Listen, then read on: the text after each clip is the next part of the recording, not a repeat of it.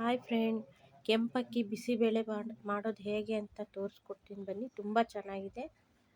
ಸ್ವಲ್ಪ ಬೇಳೆ ನೆನೆಸಿದ್ದೆ, 1 ಕಪ್ ಬೇಳೆ ಕುಕ್ಕರಿಗೆ ಹಾಕ್ತಾಯಿದ್ದೀನಿ.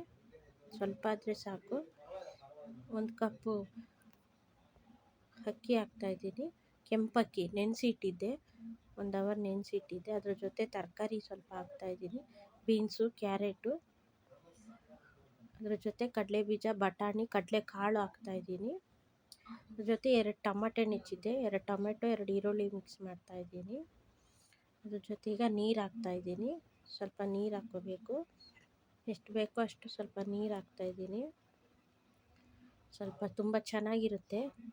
ಸ್ವಲ್ಪ ಉಪ್ಪು ಹಾಕ್ತಾಯಿದ್ದೀನಿ. ಇವಾಗ ರುಚಿಗೆ ತಕ್ಕಷ್ಟು ಉಪ್ಪು. ಇದನ್ನ ಇವಾಗ ಕುಕ್ಕರ್ ಮುಚ್ಚಿಬಿಟ್ಟು ಬೇಯಕ್ಕೆ ಇಟ್ಬಿಡೋಣ. ನೋಡಿ ಬೆಂದಿದೆ. ಇವಾಗ ಈ ಥರ ಬೇಯಿಸ್ಕೋಬೇಕು. ಚೆನ್ನಾಗಿ ಬೆಂದಿದೆ. ಇದಕ್ಕೆ ಬಿಸಿಬೇಳೆಬಾತ್ ಪೌಡ್ರ್ ಹಾಕ್ತಾಯಿದ್ದೀನಿ.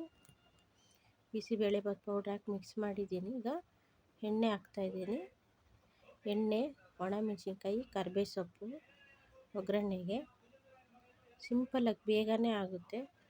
ನೋಡಿ, ಒಗ್ಗರಣೆ ಹಾಕಿ ಎಣ್ಣೆ ಇದಾಗ್ತಾಯಿದ್ದೀನಿ. ಮಿಕ್ಸ್ ಮಾಡ್ಕೊಂಡು ಸ್ವಲ್ಪ ಹುಣಸೆಹಣ್ಣು ನೆನೆಸ್ತಾಯಿದ್ದೀನಿ. ನಿಂಬೆಹಣ್ಣು ಗಾತ್ರ ಸ್ವಲ್ಪ ಹುಣಸೆಹಣ್ಣು ಆದರೆ ಸಾಕು. ಸ್ವಲ್ಪ ಹುಣಸೆಹಣ್ಣು ಕಲಿಸ್ಬಿಟ್ಟು ಅದರ ನೀರನ್ನ ಬಿಸಿಬೇಳೆಬಾತ್ ಇದೆಯಲ್ಲ ಅದರೊಳಗೆ ಹಾಕ್ತಾಯಿದ್ದೀನಿ. ಇಷ್ಟೇ ನೋಡಿ, ತುಂಬ ಚೆನ್ನಾಗಿರುತ್ತೆ. ಶುಗರ್ ಇರೋರಿಗೆಲ್ಲ ತುಂಬ ಟೇಸ್ಟಿಯಾಗಿರುತ್ತೆ. ಒಮ್ಮೆ ಮಾಡಿ ನೋಡಿ, ತಿಂದು ನೋಡಿ, ತುಂಬ ಚೆನ್ನಾಗಿದೆ. ಸರ್ಪ್ರೈಸ್ ಮಾಡಿ.